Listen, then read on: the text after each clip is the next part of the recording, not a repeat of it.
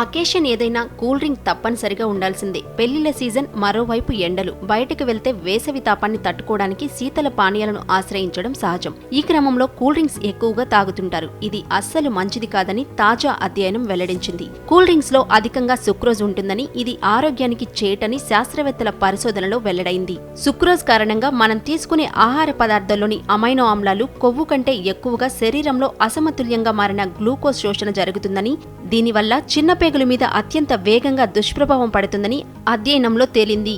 ఇది శరీరంలోని కండరాలను పెంచేందుకు దోహదపడే నిర్మాణాత్మక జీవక్రియ, కొవ్వు, గ్లూకోజ్ను శక్తిగా మార్చే విచ్ఛిన్నాత్మక జీవక్రియను దెబ్బతీస్తాయని, అందుకు కారణం కూల్ డ్రింక్స్లో అధిక మోతాదులో ఉండే సుక్రోజ్ అని శాస్త్రవేత్తలు తెలిపారు.